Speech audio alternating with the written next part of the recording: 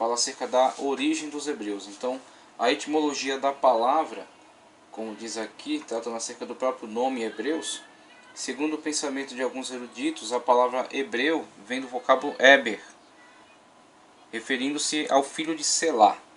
Então temos aqui alguns nomes e temos uma linha genealógica que vem desde Sem, um dos filhos de Noé, né, que repovoaram a terra após o dilúvio, passando aí por Arfaxade, Selá e Eber.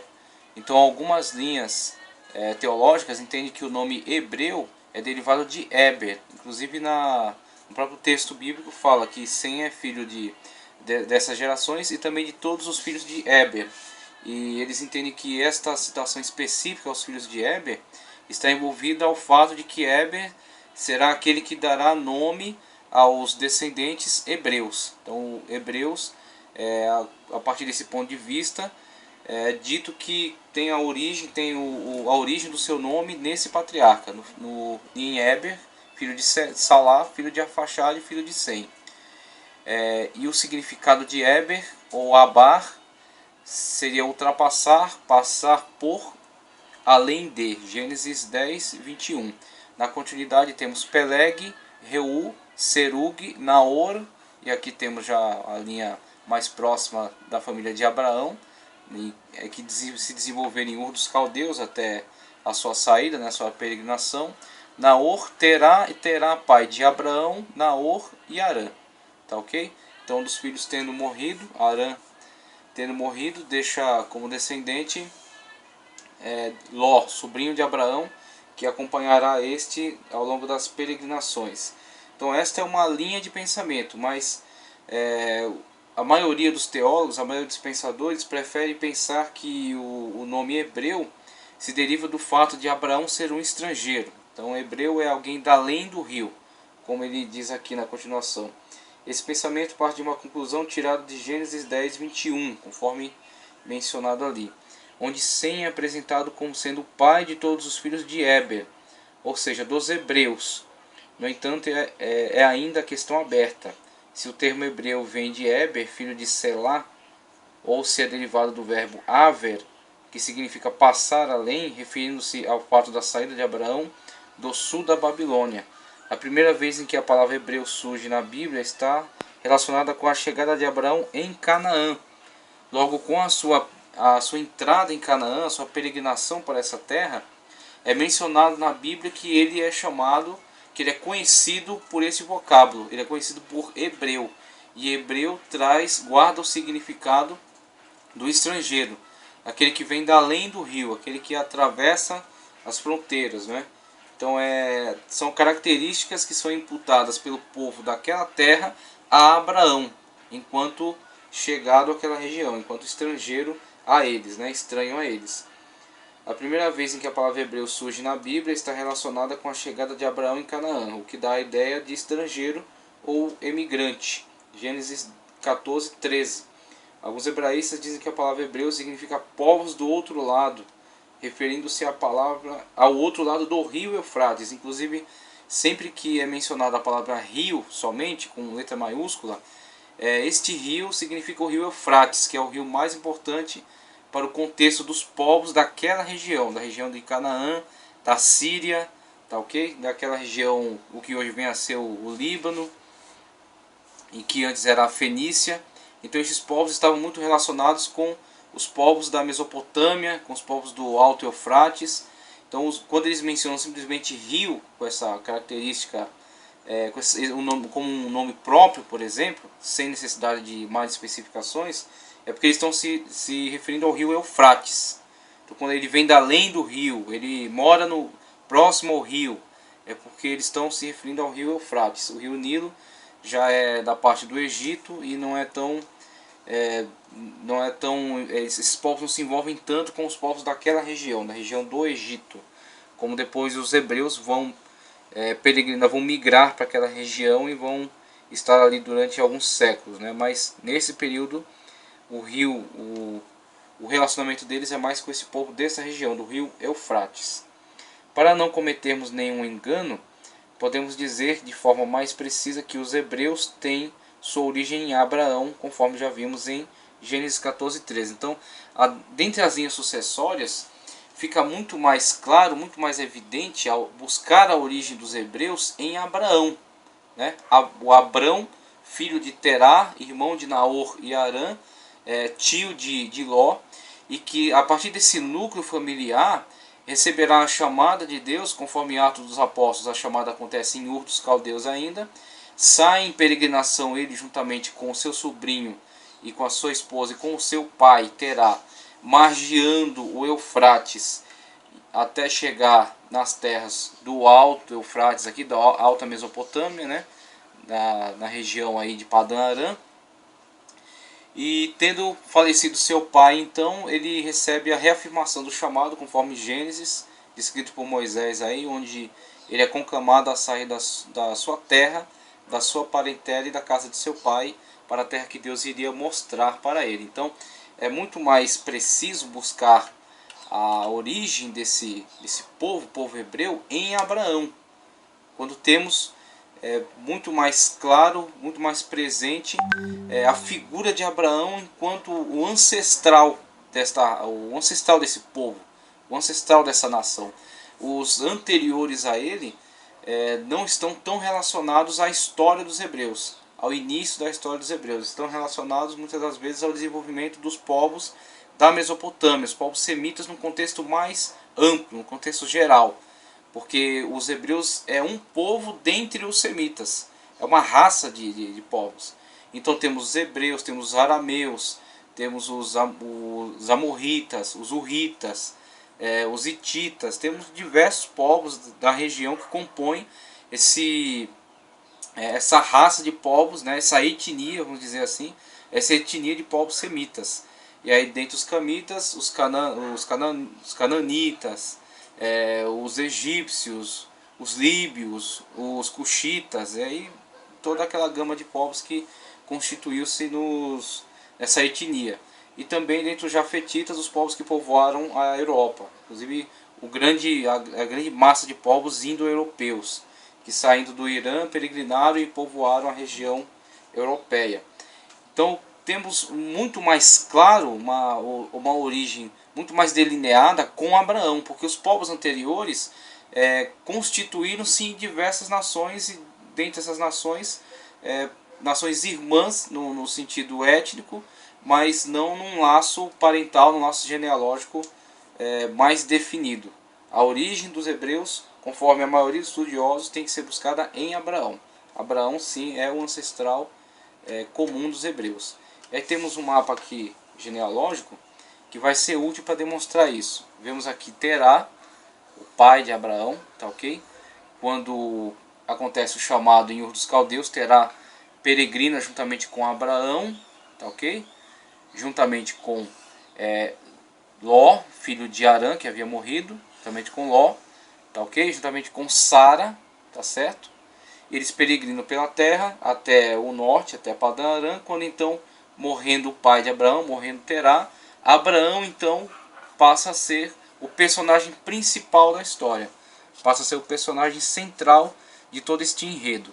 Então a partir do chamado de Deus a Abraão vai se desenvolver todo aquele contexto histórico que vai resultar na história dos hebreus. Então Abraão peregrina por Canaã, e nessa peregrinação acontece aí o desenvolvimento do clã, né, através de Isaac, o filho da promessa, através de Ismael, que veio a nascer em virtude de Abraão Abraão e Sara terem duvidado da promessa de Deus e terem empregado os costumes da época, aquilo que já vimos acerca das leis, dos códigos consuetudinários que regiam os povos da época.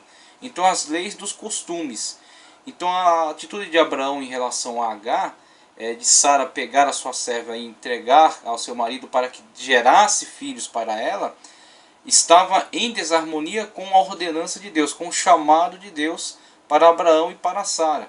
Deus já havia prometido que o descendente deles ia ser alguém que ia nascer deles, ia ser um filho legítimo, original. Agora, esta fé não foi sustentada durante muito tempo, em virtude deles olharem para si mesmos e verem a sua idade avançada, a incapacidade biológica de gerarem filhos a partir daquela idade tão avançada, né? Então apelaram aos costumes da época, que eram costumes aprovados, que eram costumes corretos de acordo com a sociedade do seu tempo. Então Abraão agiu em harmonia com o seu tempo, com o seu lugar. Só que o que acontece? Abraão foi chamado exatamente para deixar a sua terra, a sua parentela e a casa do seu pai. Ou seja, a partir dele Deus faria um novo povo, Deus faria uma nova nação, Deus ia implantar a sua lei, ia implantar a sua vontade dentre os homens. Então Abraão acabou falhando com esse propósito. Mas mesmo na falha de Abraão, Deus ele honrou esse filho nascido desse relacionamento, Ismael. E Ismael vem dar origem a povos chamados ismaelitas, povos que vão concorrer com Israel pelo domínio da região da Palestina. Então Abraão, Sara, de Sara, Isaac. De Isaac casa-se com Rebeca, que é parente, né, que é filha de Betuel, filho de Naor, tá ok? Então mantém-se um laço parental, mantém-se sempre um laço genealógico entre essas famílias. Então de Isaac e Rebeca vão vir Jacó, tá ok? Que é chamado Israel depois, Gênesis 25, 21 a 26. De Jacó as 12 tribos de Israel, e aqui a história dos hebreus. Então esta é a linha genealógica que vem chegar à história dos hebreus. Jacó e os 12 patriarcas. Irmão de Jacó, Esaú, que vai dar origem aos Edomitas, povo irmão de Israel, um povo vizinho de Israel, mas um povo que sempre disputa com Israel o domínio da terra também, a supremacia sobre a região, o domínio sobre o povo entre um e outro, né? Mas Israel durante a maior parte do tempo mantém-se independente e mantém domínio, mantém influência sobre os edomitas, até o momento em que eles são completamente destruídos. Na época da deportação, do retorno da deportação de Israel, já não se ouve mais falar dos edomitas, tá ok? E aí, dentre os descendentes também, não só os edomitas, mas também os amalequitas. E aí vemos de Agar, Ismael, ismaelitas, como já foi tratado aqui, um dos povos que vão, juntamente com Israel, concorrer pelo domínio da região da Palestina. E da outra mulher de Abraão, depois da morte de Sara, casa-se com Quetura, os descendentes de Quetura, Midian, Gênesis 25, 1 ao 2, o filho de Quetura, e de Midian surgem os midianitas, tá? Do filho de Quetura com Abraão, Midian, surgem os midianitas. Dos midianitas vão entrar em relacionamento com a história de Israel através da fuga de Moisés do Egito. Ele passa um tempo entre os midianitas, casa-se com uma filha desse povo, né? Uma filha de Jetro, que era um midianita, que era alguém importante lá, inclusive, era uma espécie de um sacerdote dentre os midianitas. Casando-se com esta filha de Jetro, Moisés então estabelece um laço parental aí com os midianitas, tanto que durante o período de peregrinação para Israel, Jetro vai até Moisés, conversa, dá boas ideias a ele acerca de formar uma ordem administrativa, uma ordem jurídica, né, para julgar as causas do povo, dividir aquela responsabilidade com um grupo de pessoas escolhidas para isso. Então mantém-se uma espécie de um certo relacionamento próximo entre Israel e os midianitas, até que na continuação histórica depois surgem outros líderes que fazem guerra, que não estão tão interessados em pactos, em aliança com Israel, e acaba que sendo também povos que vão disputar com Israel acerca do domínio daquela região, né? O domínio da terra, o domínio dos bens, né? das fontes de riqueza. Então acabam que sendo povos que vão entrar em conflito depois com os povos israelitas. E aí, tratando acerca de Abraão aqui, fala acerca do próprio nome de Abraão. Então a princípio o seu nome era Abrão, que no hebraico, segundo alguns hebraístas, significa pai da elevação, ou pai exaltado. Temos aqui um gráfico tratando acerca disso, evidências arqueológicas. Então Abraão, ou Abram, pai exaltado, que vai ser modificado e vai ganhar aqui um título de exaltação com uma ênfase, como diz aqui, ó. Mais tarde, devido a uma promessa, o próprio Deus prolongou o nome para Abraão. E a prolongação dessa pronúncia surge com a intenção de reforçar a segunda sílaba, a fim de dar mais ênfase à ideia de exaltação. Sendo assim, o termo em hebraico passou de pai exaltado para pai de uma multidão. Então, de Abram para Abraão, ou Abraham, mais próximo aí do original hebraico. Pai exaltado para pai de uma multidão. E dentre os nomes bíblicos que podemos ressaltar, temos aqui muitos nomes que constam no Antigo Testamento e que são importantes para nós enquanto investigação, porque são evidências arqueológicas muito importantes acerca da veracidade das narrativas do Antigo Testamento. Então vemos aqui, ó, a história de Abraão começa no capítulo 11, 26 e vai até 25:8 de Gênesis. Ele é a peça fundamental da história dos hebreus. Então Abraão era natural da Caldeia, tá ok? Natural da Caldeia, através do patriarca Éber, ele se encontrava na 9ª geração de Sem, o filho de Noé. O pai de Abraão se chamava Terá, o qual, além de Abraão, teve mais 2 filhos, Naor e Arã. Arã morreu logo cedo, mas deixou um filho por nome Ló, o qual se apegou ao seu tio Abraão, mantendo um relacionamento muito estreito por toda a vida. Além de Ló, Arã deixou também 2 filhas, Milcá e Iscá. De acordo com o pensamento de alguns antigos escritores hebreus, entre eles Flávio Joséfo, Iscá é a própria Sara, que mais tarde veio a se tornar a esposa de Abraão, conforme Gênesis 20:12. Observamos que Abraão chama sua esposa Sara de irmã, filha de seu pai, mas não de sua mãe.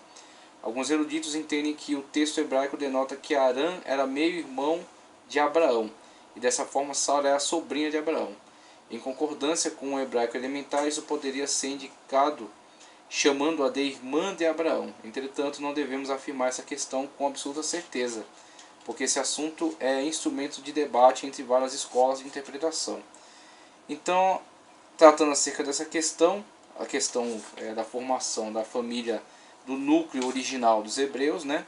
Temos aí como se desenvolveu e como veio a linha genealógica desde Sem até Abraão. E Abraão, sim, como personagem principal da origem dos hebreus. Tá ok?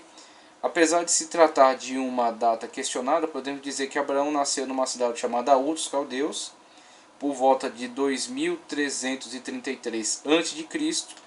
Era filho de Terá, o qual é apresentado como um idólatra e fabricante de ídolos. Josué 24:2 menciona isso, que o pai de Abraão era um idólatra, habitava numa cidade de idolatria, né, em Ur dos Caldeus. Como já vimos, estudamos acerca dos sumérios e do panteão de deuses que constituía a religião deles. Nada sabemos sobre sua vida pregressa, apesar de muitos, sem base bíblica, tecer uma série de comentários duvidosos. Como já vimos, Abraão é natural de Ur dos Caldeus. Essa cidade ficava a sudoeste do atual Iraque. Dali, costeando o rio Eufrates, migrou para o norte, né? E lá do norte, onde recebeu a confirmação do chamado após a morte de seu pai. Então, dentre as narrativas, temos algumas lendas, página 7, que falam acerca de Abraão e que são tecidas por alguns escritores da antiguidade, dentre eles Flávio Joséfo.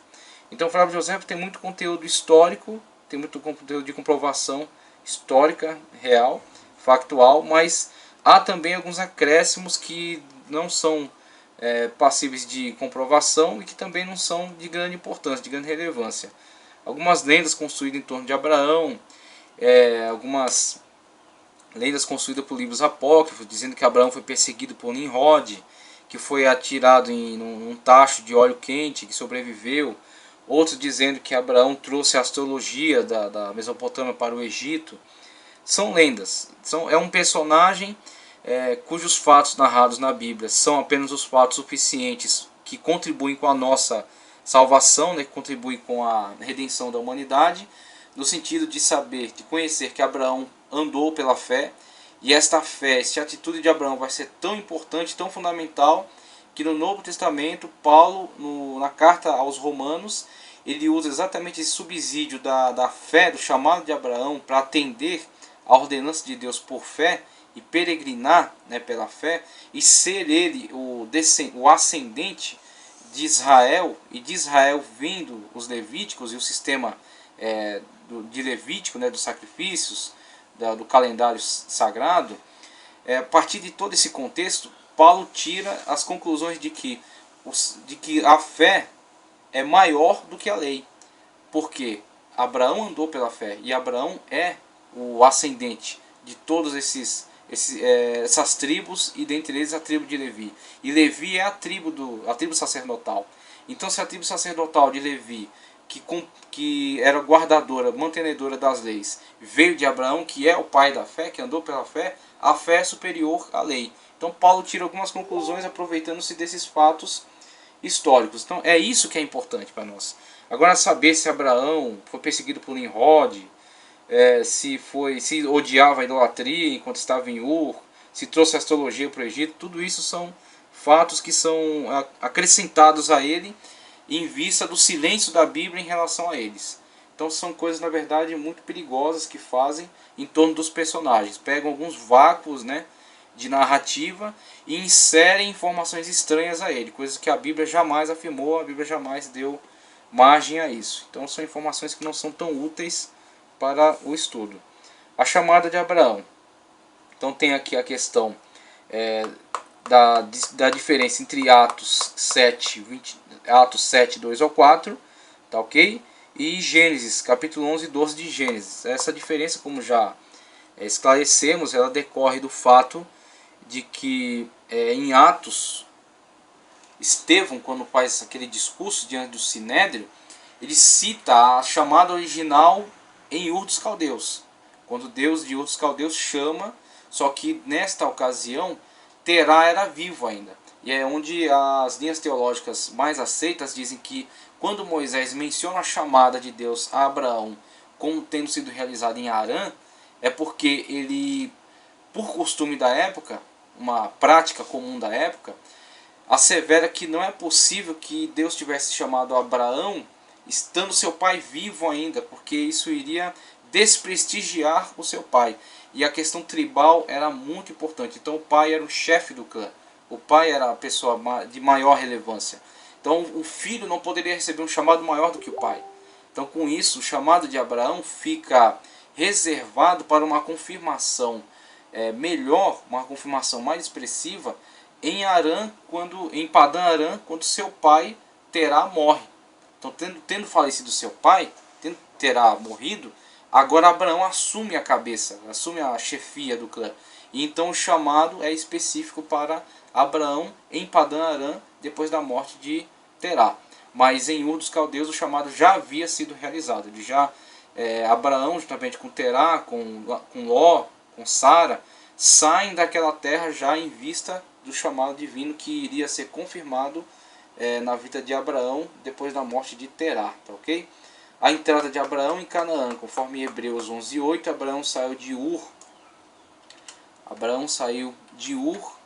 Só um minuto, vamos colocar aqui o mapa para nossa melhor visualização. Então Abraão saiu de Ur dos Caldeus, tá certo?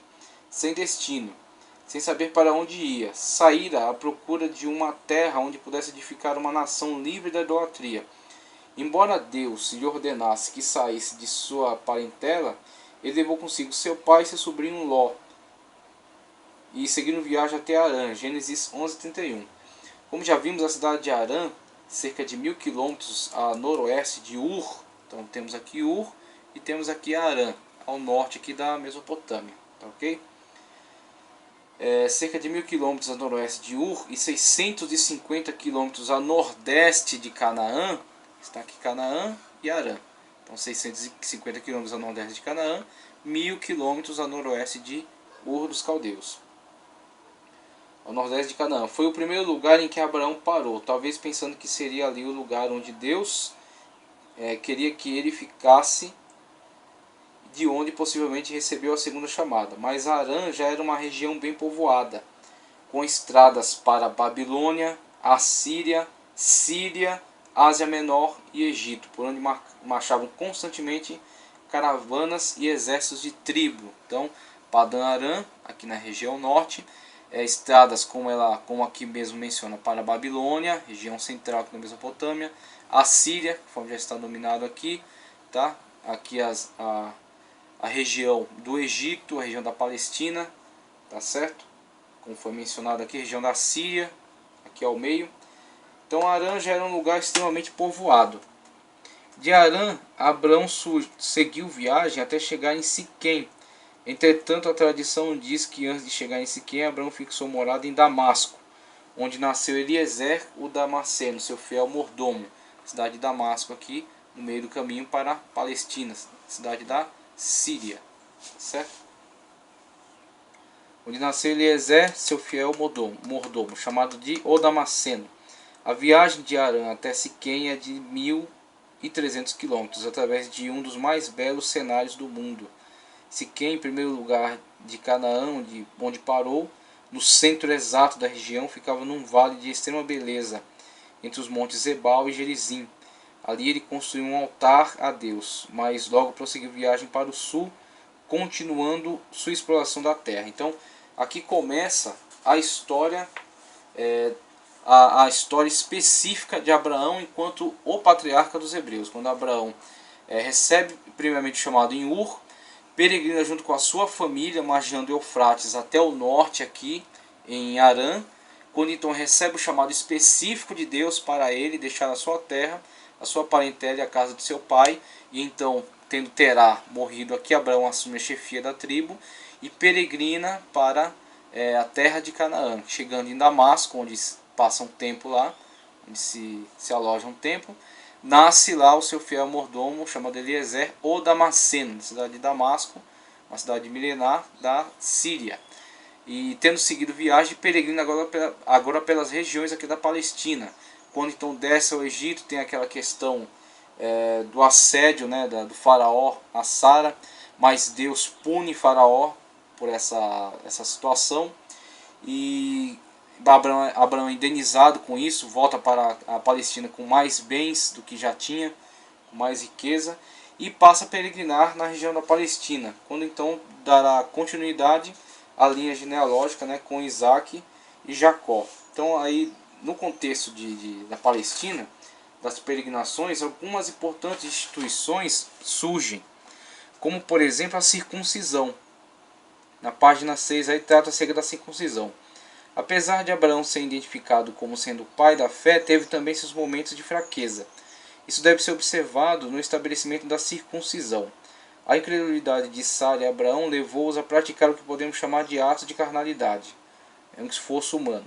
Após uma grande façanha de ter vencido 4 reis e resgatar Ló, seu sobrinho, e ter sido abençoado por Melquisedeque, Abraão passou por um período de crise, pelo fato de não ter um filho que viesse a herdar suas possessões e perpetuar o seu nome na terra.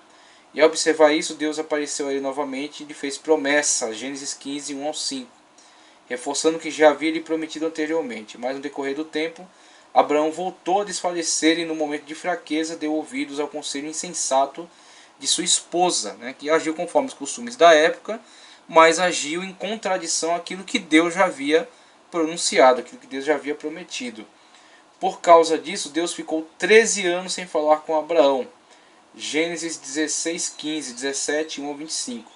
E quando voltou a falar com ele, usou de uma expressão corretiva e disciplinar. Eu sou o Deus Todo-Poderoso, anda na minha presença e ser perfeito.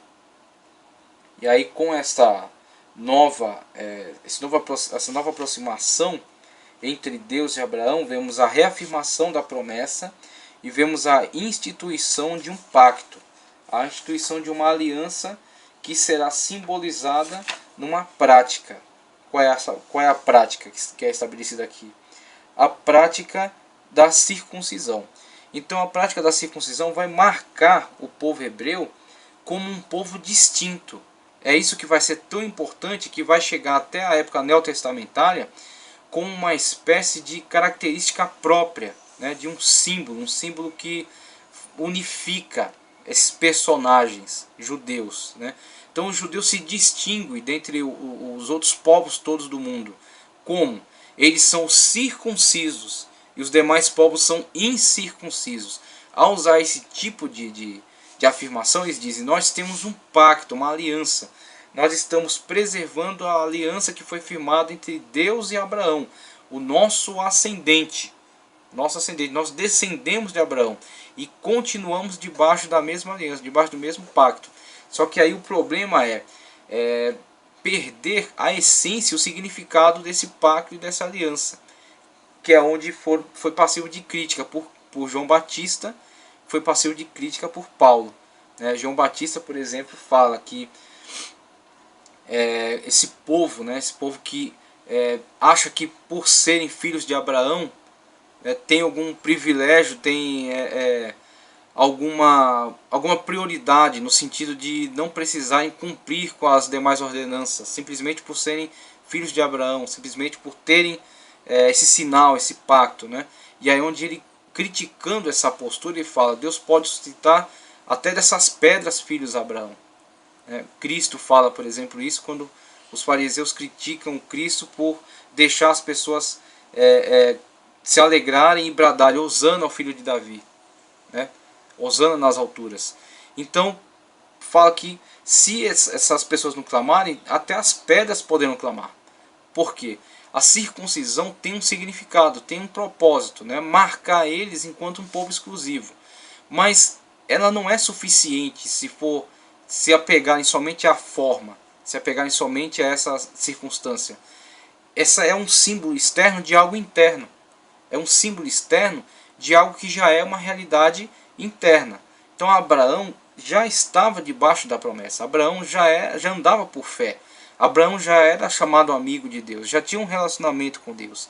E a partir desse relacionamento com Deus, teve um deslize, mas teve um restabelecimento. Com esse restabelecimento, houve um fortalecimento dessa aliança, com um sinal externo. O sinal externo chama-se circuncisão. A retirada do prepúcio, a retirada da parte superior do prepúcio, e com essa retirada, um símbolo de que esse povo teria que lembrar-se constantemente de guardar o pacto, guardar a aliança, ser fiel nas suas genealogias, não inserir um elemento estranho nessa genealogia, como foi feito no caso de Agar, foi colocado uma estranha, como Esaú fez em relação às suas gerações, casando-se com mulheres ali daquela região, que era vedado, que era desaconselhado. Isaac, por exemplo, Isaac e Rebeca, quando houve aquela situação em que Jacó conseguiu a bênção da primogenitura, eles tratam de enviar Jacó da Palestina de volta para Padã Arã, para buscarem filhos dentre a sua parentela, para não se miscigenarem com o povo daquela região que estavam atolados em práticas de cultos profanos, que era completamente contrário aos seus costumes, completamente contrário à sua ética de vida que estava sendo desenvolvida. Até o seu povo também tinha idolatria, mas isso estava sendo modificado, isso estava sendo transformado. Então o que acontece? Desde Abraão esse pacto tem que ser guardado. A circuncisão é a marca de que esse povo está unido em torno dessa aliança com Deus, com Jeová, de obedecerem a Jeová, ouvirem a voz dele, adorarem a ele enquanto um Deus que não tem imagem de escultura, um Deus que não tem forma física, um Deus que não é adorado através desses cultos que os cananitas adotavam, cultos ligados à fertilidade da terra, que levavam homens e mulheres a se prostituir, cultos ligados à adoração de deidades estranhas, deidades que eram interessadas por sangue humano, por exemplo, que levou ao desenvolvimento do culto a Moloque, o sacrifício de crianças, o sacrifício de pessoas. Então esse tipo de culto que estava sendo, que tinha que ser mantido sempre afastado da influência com Abraão e seus descendentes, e por isso um pacto e uma aliança entre eles, e esse pacto tinha que ser mantido e foi simbolizado com a circuncisão, e que chega no Novo Testamento preservado pelos judeus, mas ausente de significado. Os judeus se apegando somente à forma, a questão de serem circuncisos, achando que com isso tem grandes privilégios em relação aos demais e que não precisam guardar outras práticas e outras ordenanças de Deus. A misericórdia, a fé, e é onde Paulo, através da revelação divina que foi dada a ele, em Romanos desenvolve muito forte o tema de que em Cristo não há circuncisão ou incircuncisão. E que nós, por exemplo, em outro lugar, Paulo fala que nós somos circuncisos no nosso coração. Ou seja, temos uma marca distintiva no nosso coração, que é Cristo. E a fé que nós manifestamos nele, que é a fé de Abraão. Então, com isso, nós estamos inseridos como filhos de Abraão pela fé. Nós não somos filhos de Abraão por genealogia, mas somos pela fé. E aí Paulo dá muita ênfase de que ser filho de Abraão pela fé é de fato muito mais importante do que pensar que é descendente apenas genealogicamente e não guarda os preceitos que Abraão guardou. Não anda como Abraão andou, não se comporta como Abraão se comportou. Então, com isso, a circuncisão é importante, é extremamente importante. Só que ela não é tudo. Então a circuncisão surge aqui, nesse contexto da vida de Abraão, como um grande pacto firmado entre Deus e esse personagem. Então o significado da palavra já está